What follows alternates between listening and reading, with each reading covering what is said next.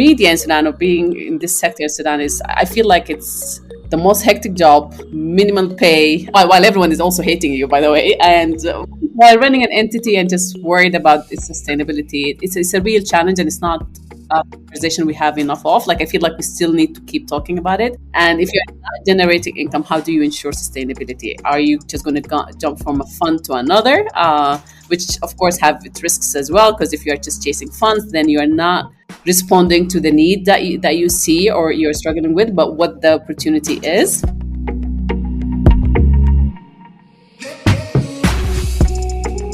Imagine a world where we have gender equality and equity in and through media. That is our mission at African Women in Media. I'm Dr. Yemisi Akimubola, and this is Her Media Diary, a podcast that captures the lived experiences of African women working in media industries. Now, in this episode, I'm joined by Omnia Shawkat and Raghdan Orsud, two remarkable women who have co-founded media organizations dedicated to serving the Sudanese community. Their journey is not only inspiring, but also highlights the challenges faced by female entrepreneurs in what is predominantly a male-dominated industry. As female co-founders, Omnia and Ragdan reflect on the unique challenges they encounter in the media sector. They share their experiences of navigating a male-dominated environment and the importance of networking and supporting other women in the field. Their dedication to empowering future generations of female journalists and media creators is evident in their initiatives aimed at bridging the experience gap. So throughout this series, we'll be in conversation with African women who have redefined media sustainability through their various capacities. By inviting these voices into conversation, we hope to provide solutions to breaking down barriers faced by African women working in media industries.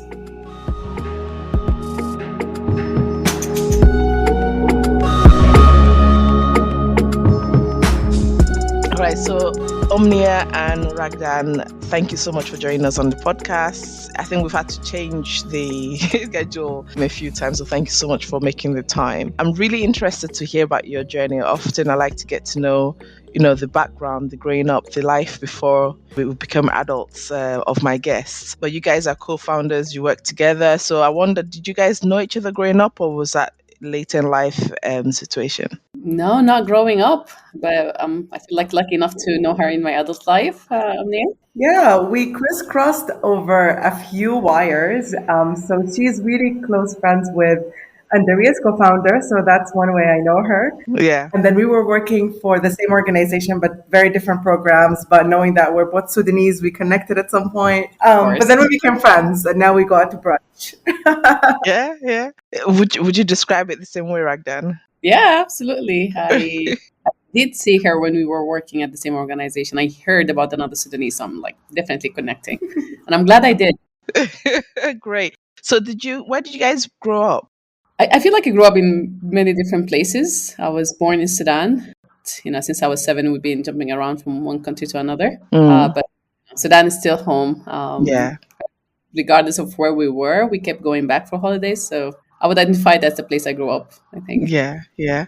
Omnia? Same. I left Sudan when I was 3. I returned, I was 24. Lived in a bunch of different places with my family. And then when I grew up a little, started working on my own. But then I returned back for 8 years and only left when the war started. I think it was, I don't know if it was becoming home, but it definitely was the launch pad. And I definitely could see myself living there for a lot longer. I got to know Sudan through these 8 years of living there in adulthood. I used to go for holidays, like Ragdan said, but I was not as connected. But eventually I did in those 8 years. Do you have much memory of it, Ragdan, because you lived there for the first 7 years of your life? So what do you remember about back then? I feel like all my Sudan memories, more often than not, overshadows every other memory. Okay. I like when I think back to my childhood, is mostly the memories I remember are from Sudan. I do remember beautiful outdoor spaces, and especially when it rains and everyone around it. I think those were the most beautiful nights I've had there. Yeah. What's your fondest memory of growing up in Sudan those years? You're always in a community. I think we are never alone. I feel like the minute we left Sudan, we were, just me, my parents, and siblings. In Sudan, that's not the case. You all Mm, someone, you have people, not just one person around, and I think I really enjoyed that. Right, you learn different things from different people. So yeah, for me that was mm. quite the experience. I think. No, no. I think it seems the three of us have some kind of shared history in that sense because I left Nigeria when I was very young as well. And like you said, you kind of go from being amongst massive families, some of them are not even blood family, to being quite isolated and kind of just you and your siblings and your parents kind of situation. Omine, you left quite young, but you returned often. So what was that like? Yeah, I still had a really good time. I think I was 3 or 4 when I left. And at that point, so my parents, as Ragdan said, were huge families. My parents had two different families, two different tribes. So that was a really nice Mm, environment. But they chose to kind of just do their own little household from the get go. So I grew up with an amazing nanny. I went to school. I loved school from the get go. My sister is younger. So I had the preschool and I wanted to drag her with me and she wanted to just sleep in, but she wanted to be around. So I have a lot of memories of like this young family. We also lived in Darfur for a little bit. My dad okay. worked there. So I remember like sitting in the yard and this being such a desert, but I loved it. And Mm, then going mm, back, I just remember sleepovers, meeting family friends. And even where I lived, there was always a really solid community that my parents belonged to. It wasn't anything crazy. It was just, a couple of discussions and debates and forums, a few international days here and there, social clubs, philanthropy clubs. So we were always connected, even in diaspora. But going back, always, it meant a lot about family to me as well. absolutely. So, staying with you, Omnia, you've got a background in the environmental sector. So, you've got a master's in environment and resource management, right? So, I'm curious and you have an undergraduate in biology, right? So, Yeah. three it's a very different to where you are now in terms of media industry. So, talk us through that. How did you find yourself from those sectors into media industry? Yeah, I started off wanting to be an epidemiologist, wanting to do something around HIV and AIDS. I did that for about Okay. 2 years, and then I met who then became my supervisor and a really good friend until today. As in, we run in the mall to catch each other and hug. I really love her. Yeah. So she's a German Egyptian oceanographer. So she got me in environmental science. I went all in for 2 years. Proceeded Wow. to do work in that area. Just really loved it. But also started the first magazine, which was the first online magazine about environmental living and lifestyle in Egypt, and that was around 2009. There was something going there. We used to go on Mm, events and create advocacy campaigns, and we'd have cleanups, and we'd go to Guna and Hurghada and the coast. But then I did my master's, and halfway through my master's, I went to the COP, which is Conference of the Parties. yeah. I went as a volunteer. I paid out of pocket. My dad paid for all my education actually, but I paid for that conference, which was in the middle of the year. I went for 2 weeks. We barely slept. We did a lot of what I love: the communication, the advocacy, doing research, communicating with people, trying to get the message across. And then the last 2 days, dignitaries came, swept everything under the rug, and created something whitewashed. And I was like, absolutely not, Mm. not where I see myself. I went back. I took even more environmental courses. My dad paid. Why not? So had a really good time. I ended up working for about 6 years in development and environment, and then that need to just connect to people, communities, to be part of that voice, that crowd, to influence as well, to be part of saying like, there's something going on we need to pay attention to, or when there is something going on, to have that right information to then help people make decisions about things, especially coming from our context. Like, we are not talking about fancy things. We're talking about people's daily livelihoods, their lived Mm. reality, decisions that are important. And I wanted my career to have that. I didn't want us to just be doing policy, to just look like we're doing something, but in effect, really bow down and let whoever is above us do whatever they want. So Mm. I tapped out 6 years later when I met my co-founder, and I was like, this is the person, this is the vision, and we ran with it. And almost 10 years later, here we are. Yeah, yeah. And I can see, like, Ragdan, for example, you've had this background in kind of, working with National Democratic Institute. And so there's always been that kind of advocacy background. Did some of what Omnia is saying resonate with you? Absolutely. First of all, I loved hearing your answer, Omnia. There's a lot that I didn't know about you. It's super exciting. A lot I can relate to. Yeah, my career path has been extremely different. Mm, I've worked in national development my entire sector, and mm, most of it has been focused on how to support partners in Sudan. Right, I've worked across the Middle East and North Africa, but a lot of like the closest to my heart, obviously, was the work that we did in Sudan. I spent around like 6 years working with the media development and media. I enjoy is and it's where we met actually, Omni and I. okay. Through that work, I just realized the gaps, and that most and while with all the good intentions, like there was great work and resources that were allocated to support countries like Sudan, I didn't feel like it resulted in a tailored response. In my opinion, Mm, we did train a lot of journalists, but if you don't have the institution where you go back and it supports your growth in the area, and it can absorbs your new learned skills, it mm-hmm, just like it was kept disappearing. mm, So I start focusing more on how Sudan can have a Sudanese entity that represent its need and kind of respond to the gaps we have in the country. I was lucky enough; it was just all ideas. I went back after the revolution, mm, mid COVID actually. My co-founders who had share frustration about, at the time, I don't know if you have been following, but there was a lot of news about Sudan since the revolution, mostly positive, but then there was also a lot of it that was not spoke to Sudanese. I feel like we all, mm, the media was international, covering Sudanese issues in an international lens with the international flavor. It didn't feel to me, at least, that it was much of it was localized or targeted to Sudanese. There was a lot of information, but again, there was a lack of accurate information. So yeah, together with my co-founders, came from like the idea came from our own struggle about trying to find accurate news.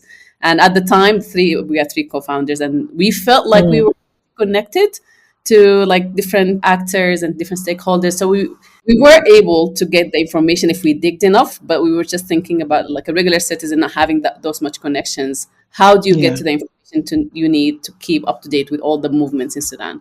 And that's where the Mm, idea course came from. We created a space where the goal was just to verify what's accurate and what is not, and just to provide that information to Sudanese by Sudanese. Yeah. absolutely. I mean, some of what you both said so far reminds me of Holden and Leia. I don't know if you both knew her or heard of her. So she was a Somali American. Is it American Somali? No, Somali Canadian or Canadian. I don't know what's always the right the right order. But she kind of grew up in Somalia, moved to Canada when she was very young, grew up mostly in Canada, and then returned to Somalia to change the narrative about the country. Unfortunately, in 2019, she was one of the victims in that bombing in Mogadishu. And she was actually the very first person I ever interviewed for this podcast. The Really? very first episode of this podcast is Holding in the Air, and it was recorded a couple of months before that bombing. She was meant to be at our conference in Nairobi. It was all very sad, obviously, but coverage of her death made international news. It was on BBC, CNN, everywhere. But what really struck me was this kind of the Western media was almost they were presenting her story, this idea of her going back to Somalia to change narrative, to train journalists, to present this new perspective of Somalia. They were juxtapositioning that with the fact that she was then killed in Mogadishu in this very violent way and extra. And it was just really interesting how something that was quite heroic and quite beautiful about the work she wanted to do was presented such an ironic way. And so that was actually why it really inspired me in that moment to edit a story and make sure we get the first episode out within the news cycle, because I just found that really, really frustrating actually that her story was being flipped in Mhm. that way to serve that narrative. What are some of your reflections on that when you think about your experiences and your whys for setting up your media organizations? Oh, so there's a lot of those. Omnia, do you want to go first? Ooh, now I know where I heard about her. I was at the Nairobi conference, and I think maybe you've made an ode to her. But I do Yeah. remember seeing her story. I mean, it's something I don't know if this is something that I can answer right now. Mm, 1.8 months into a war, I don't think any of us is okay, but especially people in media, it's mm, different because there's the personal and then there's the professional. There's the need to continue doing better because the environment is sliding and the weaponization of information. So it's not the same field that I imagined I would be in. I wanted to do mm, positive storytelling.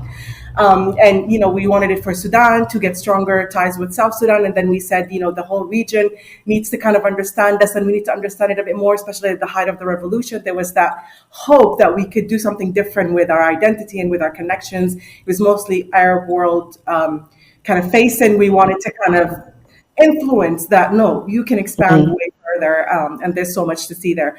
So now we're talking about human rights. We're talking about technology facilitated GBV. We're talking about GBV itself. I think it's not a linear path, but I think the commitment to tell stories in people's voices, as Raghdan said, like one of the reasons why we started is we felt that the content created about Sudan was not directed towards a Sudanese consumer, and yeah. being, not Gen Z, a millennial, me and my partner, we felt like that there's that whole rise of use of internet and connectivity was rising, and there was an opportunity there for connecting with people and networking, and also Mm, having that content go somewhere, and either be liked or not liked. So it was really an experiment. And 10 mm, years later, I guess we're doing something right. But we also had to mold ourselves to our environment. We could not be victims of war or survivors mm, and not talk about the war and continue doing positive storytelling. So even that started taking different twists at the height of the revolution, then at the coup, so many different twists and turns. But I think the message here is just, it's not that linear.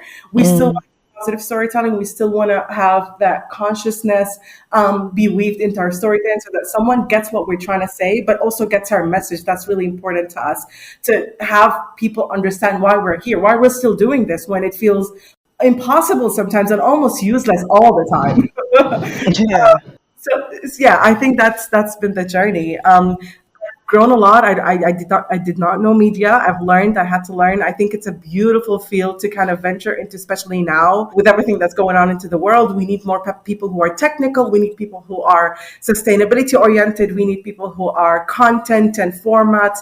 People who are going to leverage AI for better content, more truthful Mm. content, authentic content, and also people who will fight things that will try to make this a cesspool of a situation more than it is. And I'll stop here. Now, I guess my next question would be, how do you balance all of that against your financial sustainability objectives as well, right? Ragdan, I think you're going to have to take this one. Oh, the struggle is real. The struggle is real. Yeah. I feel like that's one of the biggest challenges to many Mm, media around the globe, especially in the global majority, but definitely for Sudan, where and I think Omnia and I beforehand we spoke about this at some point, but especially in Sudan, where media is no longer profitable, people do not pay for content. mm, Most of the at the time before the war, the newspaper were owned by the government, and there was very little truth to none. So no one was buying it anymore. And of course, with the internet and access to all those information, people were less and less inclined to pay for content. yeah. Media in Sudan, or being in this sector in Sudan, is I feel like it's the most hectic job, minimal pay, and if you're running an entity, while everyone is also hating you, by the way, and Yes, absolutely. entity while running an entity and just worried about its sustainability, it's a real challenge, and it's not Yeah. a conversation we have enough of. Like I feel like we still need to keep talking about it. When we Mm, started Beam Reports 3 years ago, I think just coming from the international development sector and being part of that grant making and realizing that a lot of it does not allow income making and profit making. So we were supporting mm, entities on the ground who are doing amazing work, but most of the taxpayer amount was not allowed to be consumed in a way that you can generate income. And if you're mm, not generating income, how do you ensure sustainability? Are you just going to jump from a fund to another, which of course have its risks as well? Because if you're just chasing funds, then you are not responding to the need that you see or you're struggling with, but what the opportunity is. mm, When we started Beam, there was a lot of conversations among my co-founders about how we can sustain our independence and just make sure that we continue to be the Sudanese media that we want to be. So before the war, we came up with a strategy that yes, we will take funding and we will do grants, but we will have entities in Beam Reports that is able to, generate income. And at the time, we thought about like we have a department called Sudalitica, which does a lot of public opinion surveys and research. So we thought we can, mobilize them to do more like an outsourcing entity where we can do research, and that way we can generate income. We were doing well in many ways. Mm. Getting to a place where you go and pick which funder you want or which project you want to be part of. We were that entitled. Like Yeah, that sounds like a place of luxury. it was for a short second. For a hot second, we were there. I feel like we were. Mm, We had our plan together, the team together, and then also I feel like Beam Reports, giving that it's the first media entity in Sudan that is dedicated mm, to countering misinfo, disinfo. We were providing a service that no one else was doing, so that was also super handy in us being that coming in with ego into these conversations. But since mm, the war, of course, a lot of us and our teams had to flee Sudan, leaving literally everything behind, including equipments they do on the daily. So the question is harder now than ever because we have just registered in Nairobi last year, and it just feels okay. like starting from scratch. We are chasing grant after grant, and we're not in a place where I feel like we have the luxury to see how we can, Choose. to choose or how to maintain our sustainability. But it's an ongoing worry. I feel like it's an ongoing. Mm, mm. And of course, I mean, resource management and just having resources is not just about money, right? It's about all the human, technology, social, all of those things. Omnia, what has been your journey or your reflections about kind of balancing some of the things you said earlier on with your financial objectives?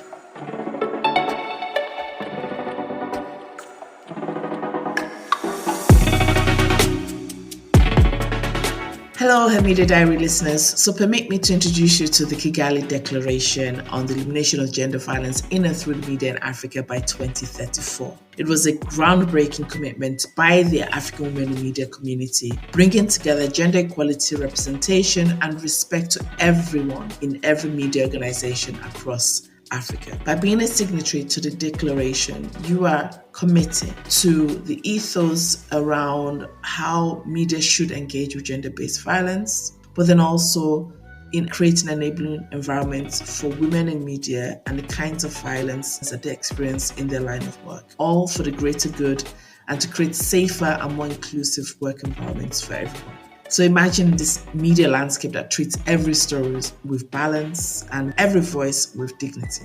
Adopting the Kigali Declaration isn't just a commitment, it's a powerful step towards social change, and that starts with all of us. If you're ready to be part of this change, visit the official Kigali Declaration website at africanwomeninmedia.com/declaration to learn more and to sign up.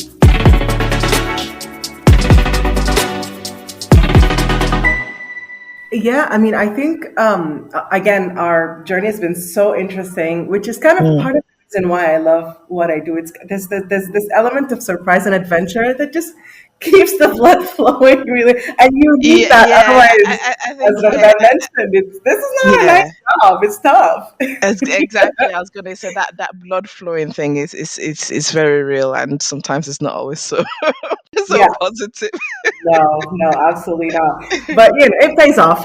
We have an equilibrium in place, alhamdulillah. So our journey is very interesting. So we went we started with this sort of idea and we kind of went hard on it. My co-founder and I, a couple of friends, a couple of writers, a couple of photographers, Mm, designers. Before we closed the 1 year, we had our first client who basically paid us what we paid for a whole year in one contract. And that's when we opened our eyes and we're like, we need to run this as a business. So that's what we yeah. did. I quit my job. I had a job at the time.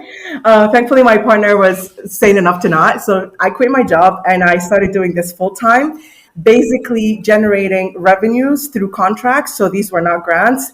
At the time, Mm, we didn't even know what grants were. I think at that point, we didn't know that grants can go to media. We were completely unplugged. And I would say, even until the war, Andariya was very unplugged from the local funding or international development funding that was going to media. mm, We did not fit mm, their criteria.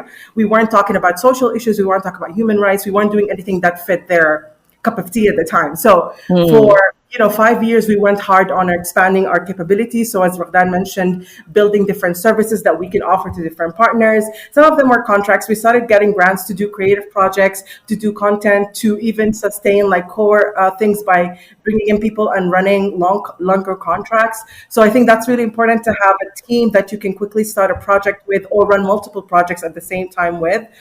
We figured that somehow we've got to do projections, we've got to do financial planning.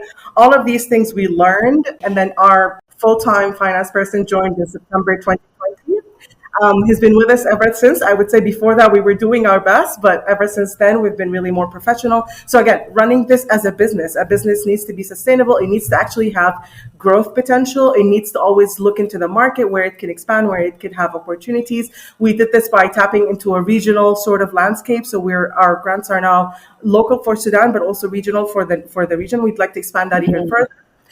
So thinking about diverse portfolio, thinking about an HR that could potentially muscle a couple of projects at the same time. So building your internal capacity to not just survive from project to project, but to think like, I want to just run. I want to continue running. Having your own creative projects is important because that's when you get to flex. That's when you get to share results because we do research, so we can't share clients' research. So we had to build our own research database. Also doing our own thing, doing something that we like to just keep being invested and motivated. But I feel like this is also something really important. You can't think about the current situation of media in Sudan or in the region without thinking of who's running it. If the people running it are running it to run a business because it's a business, then it's going to run like a business for the business, but it may be swayed by this trend or the other. That's a business making trend, like extreme advertising, click things like that. These are very scalable media projects. But then who's running them? What is the motivation? What's the intention? All of that. So there's also like that added layer of not only do we need to run this as a functional business that's profitable, has growth potential, a stable HR component, but we need to run this also putting a conscience in play, right? We have to have values. We need to pick who we work with, whether it's donors, whether it's partners. We need to understand our landscape. We need to understand our audience because for us, they've been with us for 10 years. This is loyalty. I keep telling my team that most valuable thing we ever have right now is people's trust in us. We need to grow and evolve, but very slowly, and bringing them in, explaining why are we talking about these things? Why is this important? And I believe that also audiences are growing with us because we're part of that movement, right? Like talking about things 5 years ago, I wasn't talking about. I'm part of that cluster, right? There's a lot of things with sustainability, but I think it really needs to be at the heart of the organization. Lots of people need to be invested in it. It's not a business division. It's more of a holistic thing. There's a lot of challenges, but there's also a lot of opportunities. I don't think I've seen media pop off in this way that I've in the last 3 years. Like, oh my God, American media is one thing. When maybe I'm not that tapped into it. I only follow newsletters, but African media, oh my gosh, the newsletters, the websites, the platforms, the dialogues, the events, the conferences. It's amazing. It's amazing It's to vibrant. be part of this. Yeah, it's very exciting. It makes you like, I want to be part of this. Yeah. Tell us more about Andariya, your organization, and what you said about building trust with your audience. What has that journey been like? There's no roadmap for this. I have no idea. I think we just kept going consistently. I think we kept on understanding what our audience is consuming. Are they shifting towards infographics? Are they shifting towards videos? Can we use AI? Can we use polls? It's just test and try basically, and what sticks we keep it. We are constantly monitoring our analytics. It's a whole job on the other hand, but we take feedback. People send us DMs. We also have community events. We work with a lot of experts and panelists and speakers, so we get a lot of feedback from people about what's working, what do they like about us, and why do they come to us when there's a lot of other content creators. And I love that, like having Raghdan, her team and co-founders start up Beam Reports was an amazing moment in our history. Another female-led media organization focusing on something that nobody else does, and they do it so well, mashallah. But also just saying like, this is important. There's more people entering this market. It will not be drained because there's no marketing from corporate, for example. So I think all of this, and being consistent and staying online, because we've seen and we've celebrated a lot of other initiatives and magazines and platforms that came up, but none of them survived. Not none of them, but a lot of them didn't survive. So being consistent constantly around, I think is nice and it's a cozy feeling. But also motivating people by having innovative content, but also having empathy when people are down. We're dealing with a very stressed, very emotional, very volatile population that's been slammed for the last 5 years, if not longer. We try to be sensitive. We're one with the community, whether we're speaking from Ethiopia or Kenya or Uganda. Our content creators speak from that source. So we just keep it real and we try to keep it relevant. We try to keep it timely. We do a slow content. So we also try to create content that has a long shelf life. And again, content research events. We try to connect with people in different ways, different demographics, different ways. Yeah. And Ragdan, Beam Reports' mission is to tackle misinformation and disinformation, right? About Sudan, in Sudan, and around media literacy as well. Tell us again about audiences and how you build that relationship and, your very interesting journey in developing that to where it is today. Yeah, no, this is a great question. Yeah, when we started, the goal was Sudan, Sudanese, and everything that involves Sudan. Local actors, foreign actors. We have expanded a bit since then because we just realized how Sudan is not just bordering so many countries. Like the geopolitics in this region really affected each other in so many ways. So our response is a bit more regional now. But when it comes to audience, I think they're a huge part of our operation to begin with, and I think that was the smartest move we did. Again, when we started Beam, there was no one else doing this type of work in Sudan. Focus on, yes, building the technical skills. We are part of the International Fact Check Network. We are currently, I think, the only Sudanese entity that is. So yeah, we focus on the technical skills, but again, misinformation is a global issue. But if you want to respond to it, you really have to tailor your response to the very local context, right? And to do so, we had to rely on our audience. So we opened our DMs, we created channels on WhatsApp, emails, you name it. We were everywhere where people can send us what they suspect is misinformation or information they are unsure of before they start sharing it. They just want to confirm if it's actual reliable or not. And I think that created, and that's how the audience themselves became part of our operations. Most of the pieces that we fact check from the audience, right? And it came to a way that I feel like a year in, maybe with all the protests in Sudan, it became so vibrant that people were not just sending us pieces to fact check, they were sending us the piece to fact check and sometimes documentation that can help us fact check, or like more videos or more photos. So they were doing both. They were like, can you fact check this? But hey, this will help you fact check this. Can you just let people know? So I do feel like our audience actually has been a huge part of our operation that we can like, and our response has been since tailored to what they are seeing and and what they think is important for us to fact check. Yeah. But again, since the war, everything is changing, I feel as well. I mentioned earlier that this is the most hated job, and I don't think that lightly. We work in the fact checking space, and we fact check everyone. So with all the polarization that is happening since the war, it's a very personal conflict, right? Like everyone is affected, whether you were in Sudan at the time or diaspora. So a lot of our response hits very sensitive and emotional and maybe trauma related feelings. So I just feel like whatever we post, whomever we fact check, there's a group that hates it, right? And but back to Omnia's point, like we have discussed this, and again, us being Sudanese, that hate affects us on the daily.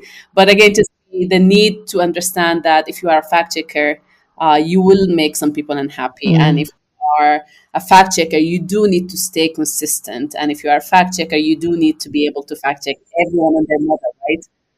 So yeah, it's not a linear, as Omnia said. It's not an easy job. It changes, and you have to just change with it. I'm really curious to understand your personal journeys, though, as two female co-founders. And, in many ways, it's a shame that we're still having to make those distinctions in 2024 about being female co-founders, because could just be, co-founders. But what has been your journey, especially in the spaces that you're both trying to intervene in? I can go. I feel like Omnia maybe has it a bit easier than me. Her co-founder is a female, and she's so lucky. So, like I'm sure that's true. I wouldn't know, but I'm sure that's true. My two co-founders are men, and the struggle is real. Okay. But Love them. you can just imagine the discussions.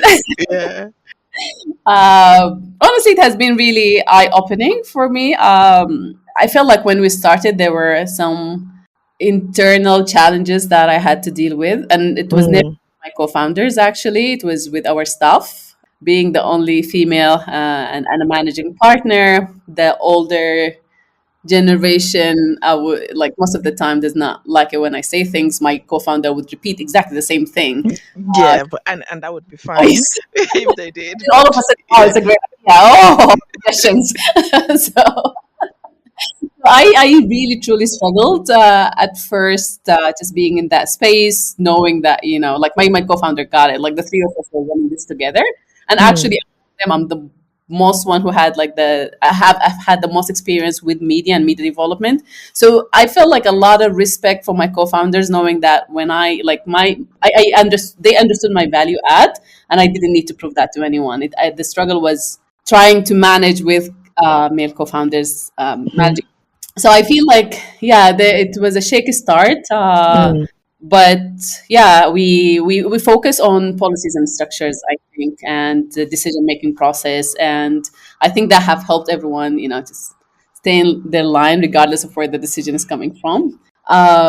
It's also challenging, I feel, in the media space in general. There are not many of us, as Omnia said. I do Mm. remember when we were launching Beam, in our launch event, Omnia came over and she was like, "Oh, another Sudanese female!"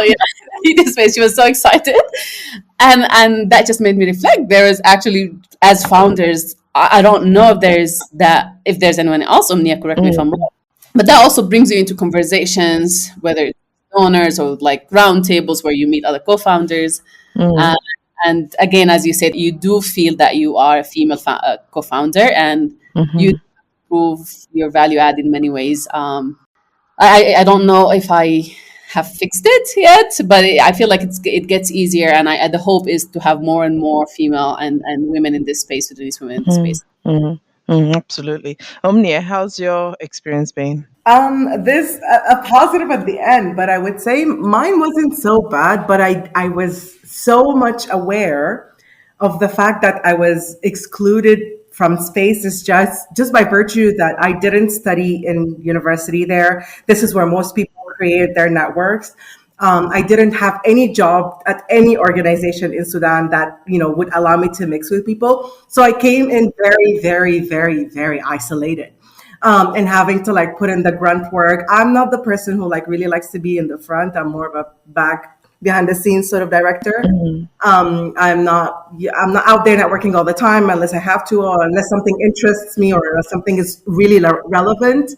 So I feel like I definitely missed out on a lot of opportunities where that networking happens in spaces that I may not have access to, because of my history, but also because I am not comfortable in these spaces, right? And a lot of these spaces are very much male dominated spaces. They're very traditional. There wasn't a lot of social or digital media when we first started. I wouldn't say there's many now, especially that after the war, a lot of them dropped off. But the positive thing is I'm seeing a lot more female content creators. They're doing media in the new Gen Z way, the podcast with the beautiful aesthetics. They're doing content creator series on Instagram or Twitter or Facebook or whatever. There's a new wave of media people who are not maybe in the traditional sense, but they contribute so much, and they are definitely shaking people's perceptions about women in media, about the topics that women can discuss. I still see a lot of skew towards, maternal things, childhood, things affecting women. I would definitely want to see us go in the direction of like what Beam Report is doing. This is hardcore news, reports, human rights, misinformation. I would love us to go into like business, finance, into Mm. economics, into politics. There's just not that media formation just yet for us, but I'm hopeful that as more people come out, audiences are going to be changing their perspective. They're going to be more understanding. They're going to be more open. The authority of women in media will increase in perceptions, and that will drive more people to join the sector. Right Mm. now, women journalists are not doing great. They're targeted, they're persecuted, they're killed even. It's not a great profession to come into. We come from a lot of privilege. Sorry, Raghdan, if I'm Mm. imposing kind of lumping you with me, but we come from a lot of exposure, let's put it that way. Exposure, access. We need to leverage this for kind of wider situation to arise and build up. And I think the excitement is important. We have to be excited when other entrants are part of this conversation. And that's why it's important to also network with them actively in all of that. Which is something I'm trying to do more now that we're very much in the face of this war. But it's been a very interesting. I don't feel like I've lost out on a lot other than the isolation part. But I do think like there's a lot of really positive things happening to women in media because of women, and I hope that it has even better consequences forward. Yeah. Absolutely, absolutely. And when you reflect on all of it, so your journey, the environment, what you set out to do, what you achieved, what inspiring words. I was reluctant for using that word inspiring, but what would you tell the next generation, those who are aspiring to be where you are today? What would you tell them? What would be your advice, especially again thinking about the context, the environment in which you're trying to serve? Especially those media entrepreneurs who are working in conflict affected regions as well. What would be your kind of nuggets of advice? I can jump in. I also just want to add quickly, I loved what you said, Omnia, about the need to network with other female journalists. I feel like there's a lack of them, that there's a lot of us. It's just that it's very apparent that they don't get the opportunities that men get. I do remember looking back at when we were trying to hire at Beam, I was obviously pushing for more female. But every time we get a resume and female, and if you compare it to most of the other male applicants, you cannot compare the qualifications. It's extremely hard for me to push for that hire, right? But back to networking, reaching out, I do want to add hand holding and creating opportunities. One of the things we did at Beam was create a women internship program, just to try to mitigate those gaps. And the goal was just to bring more women who can train with Beam for a bit and just give them that experience. Beam also provided, as Omnia said, just a different technical skills, right? You're not going to get it anywhere else. And we hope that would help them just compete with their male counterparts in this. So hand holding and creating opportunities, there is no lack of it. There is so much space for all of us, to come and join this sector. My advice, I don't know if it's inspirational, I would say be bold. I just do it, right? Every time I hesitate, I genuinely just think, and I don't know if you want to include this in your podcast, but all I think to myself, what would a white man do? And I find myself immediately. that is so true. And those are words that I've said to myself also many times. And I wouldn't just say any white man. I would literally pick one that I know has the audacity. Like this person is nowhere qualified to apply for this thing, but he will just do it anyway. They go for it.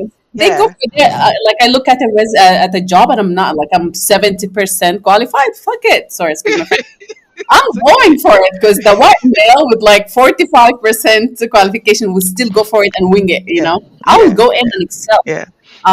So I would say go for it, be bold, do mistakes. We need to normalize doing mistakes. You live, just do the mistake. Yes, no, absolutely. And also, like the example you gave about your experience with Beam and like being really dedicated to trying to hire female staff, but then faced with the reality of that kind of experience gap or opportunities gap. And we've done lots of research, so we understand why those gaps exist, right? But then you took the next step, which was actually, okay, well, let's intervene. And that is often the challenge, is that employers will see those gaps and be like, well, that's why we don't have women, because they don't have the same experience. But it's like, what are you going to do about it? Exactly. Right? Yeah. So I mean, that's an excellent example. Omnia, what about you? Oh wow, yeah. I mean, I agree with everything, and then I want to add something else. Like, I'm just sick of this micro everything attached to women. I want women to scale up. I see women of Sudan and other countries, of course, but just very closely in Sudan, lifting their families literally from nothing and carrying everyone on their shoulders. I'm not even talking about like all of that stuff, but I'm talking about like financially. Okay, so we need to get real about our potential, about our capacity, and I want us to do bigger businesses, whichever environment. Now, going to media, I feel like if we don't want to do politics, I don't want to do politics personally today, who knows about tomorrow, but today I don't want to do politics. But I think media is a good way for me to engage. And I'm inviting more women to be media, managers, partners, leaders, senior editors, and founders. And there's one more founder that I can remember, which is who's Dalia Ruby, Noir Media, another amazing platform, video only. Oh, such good stuff. I will send you the link. It's worth engaging with, and they do subtitles, so you'll get the gist. And then the last thing I wanted to mention is I really love our model because we do media with a lot of engagement. So we host a lot of online discussions. We host events. We had an event space at that time when we felt like there was a little bit of hope and creativity space was opening in Sudan. We got a whole space. It was amazing. We ran it, but then we saw the war coming and we closed just a few months before it took off. Yeah. I love that media model. It stays connected. We're not doing everything we dreamed to do, but we're continuing. It's been 10 years. There's maybe another 10. Hopefully not all under my leadership. I'd love to let someone new take it to new heights, but I love that. I think media definitely needs to be very much ingrained now that it's everything we see on our phones every single day. So that's information, that's content, that's media. We should have a say in that as women, but as citizens, basically, definitely want more media houses in there as well in general. Yeah. Brilliant. Thank you so much, Omnia and Ragdan, for joining me. I really enjoyed interviewing you and chatting with you. Same. So thank you so much for all you shared, for your experiences, for daring to go there and just doing what you need to do. Thank you so much for hosting. Thank you. Thank you so much both for joining me today. Of course. Bye. Bye, Ragdan.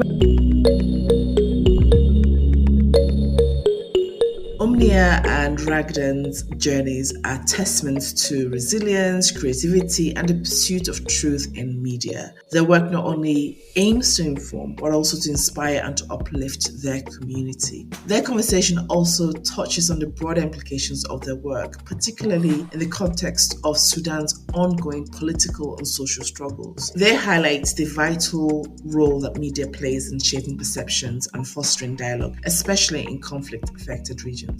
Their insights serve as a reminder of the power of storytelling and the responsibility that comes with. As always, drop me an email at yemisi@africanwomeninmedia.com with your thoughts, and do please share the podcast with others and email me if you'd like to join me on an episode of the podcast. To find out more about African Women in Media and our work, visit our main website at africanwomeninmedia.com, and in the show notes we have provided a list of organizations and resources to support you if you've experienced any of the topics discussed today. And don't forget to subscribe. You have no idea how important it is for you to click that subscribe and that follow button for Her Media Diary on your favorite podcasting platforms. Also, tune in to our partner radio stations from anywhere across Africa. And don't forget to join the conversation using the hashtag Her Media Diary.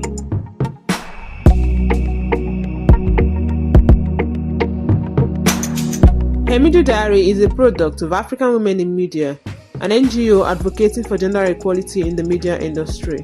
And this episode was hosted by Dr. Yemisi Akimbobola, produced and edited by Blessing Odob as part of a 5-episode series on media and sustainability. All music featured in this podcast is by Nana Kwabena.